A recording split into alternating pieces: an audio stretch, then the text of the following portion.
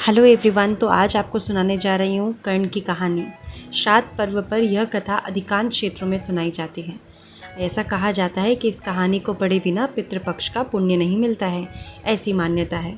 तो इस कथा के अनुसार महाभारत के दौरान कर्ण की मृत्यु हो जाती है। मृत्यु हो जाने के बाद जब उसकी आत्मा स्वर्ग में पहुंची तो उन्हें बहुत सारा सोना और गहने दिए गए। कर्ण की आत्मा को कुछ समझ नहीं आया, वह तो आहार तलाश रहे थे। उन्होंने देवता इंद्र से पूछा कि उन्हें भोजन की जगह सोना क्यों दिया गया। तब देवता इंद्र ने कर्ण को बताया कि उसने अपने जीवित रहते हुए पूरा जीवन सोना दान किया, लेकिन अपने पूर्वजों को कभी भी खाना दान नहीं किया। तब कर्ण ने इंद्र से कहा उन्हें यह ज्ञात ही नहीं था कि उनके पूर्वज कौन थे, और इसी वजह से वह कभी उन्हें कुछ दान नहीं कर सके। इस सब के बाद कर्ण को उनकी गलती सुधारने का मौका दिया गया और 16 दिन के लिए पृथ्वी पर वापस भेजा गया, जहां उन्होंने अपने पूर्वजों को याद करते हुए उनका श्राद्ध कर उन्हें आहार दान किया, तर्पण किया। इन्हीं 16 दिन की अवधि को पितृपक्ष कहा जाता है। अतः इस कथा को पढ़ने वाला अथवा सुनने वाला दोनों को ही इसका लाभ मिलता है। तो कर्ण की कहानी से हमें ये समझ में आया कि हमारे पूर्वज हमारे लिए बहुत मायने रखते हैं। तो आई होप आप लोगों ने भी आज हमारी ही तरह पूरी खुशी से तैयारी की होगी। किसी भी नियम को फॉलो करना कोई बुरी बात नहीं है, बशर्ते आपके दिल में उस चीज़ के लिए बेहद खुशी हो। खुश मन से आप अगर कुछ नियमों को छोड़ करके सिर्फ एक आध नियम भी फॉलो करेंगे तो भी चलेगा, लेकिन दुखी मन से चाहे आप सारे ही नियम फॉलो कर लीजिए तो भी उसका पुण्य कभी नहीं मिल पाएगा। तो सबसे पहले किसी भी त्योहार को मनाने के लिए, किसी भी दिन को मनाने के लिए हमें अपना मन साफ रखना होगा। अगर मन साफ है तो आप दिल से खुशी से जो भी करेंगे, फिर चाहे वो आप शुभ घड़ी में करें अशुभ घड़ी में करें, आपको उसका फल पॉजिटिव ही मिलेगा। तो आई होप आप लोगों ने भी इसी तरह से, ना ही ईश्वर ना ही हमारे पूर्वज कोई ये नहीं चाहता कि हम परेशान होकर के उनके लिए कुछ भी करें, और यही कारण है कि हमें उसके बदले में कभी वो मन की शांति नहीं मिल पाती। मैं आपको सच बताऊं, मेरा ये मानना है कि हम जो भी कुछ करते हैं उसके बदले हमें कुछ नहीं मिलता, सिर्फ मन का सुकून मिलता है। तो यदि वो सुकून आपको नहीं मिल रहा ना, अगर आप परेशान होकर या लड़ाई करके या दुखी होकर उस काम को कर रहे हैं, तो मैं ये बोलूँगी आप मत करिए। और हाँ, मोक्ष अमावस्या एक बात और कहती है कि कभी भी ऐसा ना सोचें कि अपने पूर्वजों के जाने का ही इंतज़ार करें कि जब वो जाएंगे तभी हम उनके लिए इतना सब कुछ करेंगे। जो आपके साथ आपके बड़े हैं उनको भी इतने ही आदर के साथ आज के दिन उतना ही सम्मान दें, उतने ही प्यार से रखें, और हालांकि हर दिन उनकी इतनी इज्जत करें, इतने प्यार से रखें कि सदा उनका आशीर्वाद आपके सर पर बना रहे। मैंने बताया था ना, इस आशीर्वाद से बस सुकून मिलता है। और मैं आपको एक बात बताऊं, सुकून सबसे अनमोल चीज़ है। आज जीवन में जिसके पास ढेर सारा पैसा है, बहुत सारा पैसा, उसके पास बस एक ही चीज़ की कमी है, वो है सुकून। वो बस सुकून नहीं खरीद सकता, वो खुशी, हंसी, पल भर की हंसी, ये सब खरीद सकता है, पर सुकून सिर्फ वो आपको कुछ ऐसा करने से मिलता है जिसे आप अपनी इच्छा से कर रहे हो, किसी के दबाव में।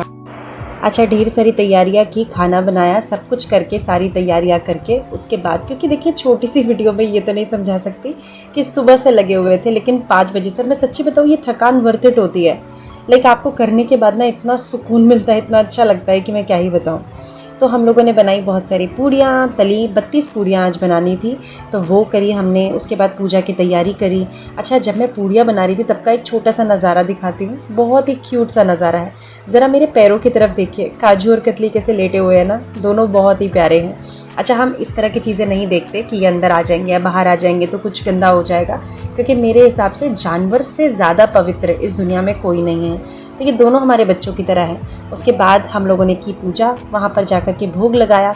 सबसे पहले अपने मंदिर में अपने बड़ों को याद करके हम लोगों ने भोग लगाया, पापा जी हमारे साथ ही थे। उसके बाद वहाँ भोग लगाने के बाद हम लोग गए थे बाहर। अच्छा, पहले यहाँ का नज़ारा दिखा देती हूँ। तो मेरे हस्बैंड बहुत हेल्प करते हैं, सुबह से लगे हुए थे वो भी मेरे साथ, उन्होंने भी सफाई कराने में बहुत मदद की। उसके अलावा बाहर से कोई भी सामान लेकर के आना है। अच्छा, हमें अपने हस्बैंड्स को भी बहुत थैंक्स करना चाहिए, क्योंकि मैं ये मानती हूँ कि वो लोग वो काम कर देते हैं जो हम नहीं करते। अल्टीमेटली हमारा काम तो फिर भी हर किसी को दिख जाता है, बट ये लोग जो भाग भाग के इधर से उधर करते हैं, लिटरली हैट्स ऑफ। मतलब इनसे कुछ भी मंगा लो, कभी भी मंगा लो। कभी कभी तो ऐसा होता है एक सीक्वेंस में हमें याद भी नहीं रहता।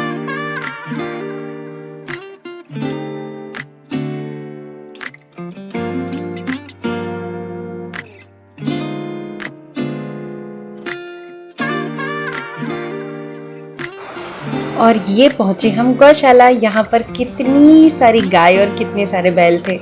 हमें जो लगा, जिसने आगे बढ़ के हमसे खाना मांगा कि मुझे भूख लगी है, हमने उन्हें खिलाया। हमने ये बिल्कुल नहीं देखा कि गाय को खिलाना है कि किसको नहीं खिलाना। और इन्होंने बहुत इंजॉय करके आगे बढ़ बढ़ के लड़ाई कर करके खाया। बहुत ही अच्छी फीलिंग थी। देखो कैसे ये लोग ऊपर चढ़ चढ़ के भी आ रहे हैं कि हमें भी दो, हमें भी दो। और मैंने अब सोचा है कि अब से हम हर हफ्ते एक दिन ऐसा ज़रूर निकाला करेंगे जब हम गौशाला आएंगे। फिर हमने पीपल को थोड़ा सा पानी चढ़ाया और उसके बाद मुझे दिखी एक अद्भुत सी प्यारी सी मूर्ति, बहुत प्यारी। मतलब मैंने हनुमान जी की इतनी प्यारी मूर्ति पहले कभी नहीं देखी। कितने प्यारे लग रहे हैं ये, बहुत प्यारे।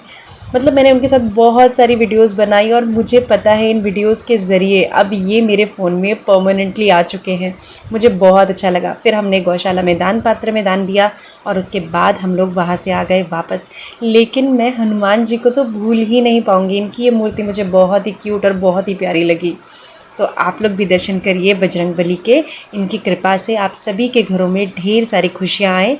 और अगर परेशानियाँ हैं भी तो आप लोगों को इतनी ताकत मिले, इतनी हिम्मत मिले कि वो परेशानियाँ भी शाम की तरह चली जाएं और आपके जीवन में सवेरा आ जाए। तो चलिए इसी के साथ मैं अपने व्लॉग को एंड करती हूँ। अगर चैनल पसंद आता है तो आते रहा करिए, मिलते रहा करिए। जितने दोस्त बने उतने कम हैं। अच्छा एक बात, जैसे ही हम लोग वहाँ से वापस आए उसके बाद आए हमारे छोटे छोटे चुगलू बुगलुओं की बारी। यहाँ पर छोटे छोटे पपीज़ रहते हैं और इनके लिए हम लेकर के गए दूध। लेकिन एक्चुअली आज त्यौहार का दिन था तो शायद कुछ लोगों ने इन्हें खीर खिला दी थी, जो कि सही नहीं है क्योंकि मीठा इन्हें नहीं दिया जाता। तो कृपया कोशिश किया कीजिए कि आपके आसपास अगर कहीं कुत्ते वगैरह हैं तो इन्हें मीठा न खिलाएं, क्योंकि मीठा खाने से इनको खुजली हो जाती है। तो हम लोगों ने इन्हें थोड़ा सा दूध दिया। हालांकि इन लोगों के पास आज तो बहुत कुछ था खाने के लिए, पर हम तेल का कुछ भी नहीं लेके आए क्योंकि वो उनके हेल्थ के लिए सही नहीं है। फिर इन लोगों ने बहुत सारा दूध एंजॉय किया, खेले, इनके साथ काफ़ी सारा टाइम स्पेंड किया। यहाँ पर एक छोटी सी प्यारी सी बच्ची भी थी, वो बता रही थी कि उसने सारे पपीज़ का कुछ कुछ नाम भी रख रखा है। तो उसके साथ भी हम लोगों ने थोड़ी देर बातें की और उसके बाद हम लोग यहाँ से भी आ गए वापस और फिर घर पे आए। हम लोगों ने हमारे काजू कद्दू को भी बहुत सारा प्यार किया। तो ये हैं कुछ झलकियाँ हमारे दिन की कि हमारा दिन कैसा गुजरा। आई होप आप लोगों का दिन भी ऐसे ही रंगीन और खुशहाली भरा रहा होगा। तो मिलेंगे अगली वीडियो में इसी तरीके से। अच्छा, जाते जाते अलविदा करते करते हमारी कुछ तस्वीरों के साथ वीडियो को एंड कर रहे हैं। वीडियो पसंद आए तो लाइक करिए, शेयर करिए, सब्सक्राइब करिए और चैनल पर आते रहना मत भूलिए। आप अपने पॉजिटिव या नेगेटिव जैसे भी कमेंट्स हैं उन्हें कमेंट सेक्शन में डालना मत भूलिएगा। और हाँ, अगर आपका दिन भी अच्छा गया तो अपने कुछ मोमेंट्स हमारे साथ ज़रूर शेयर कीजिएगा।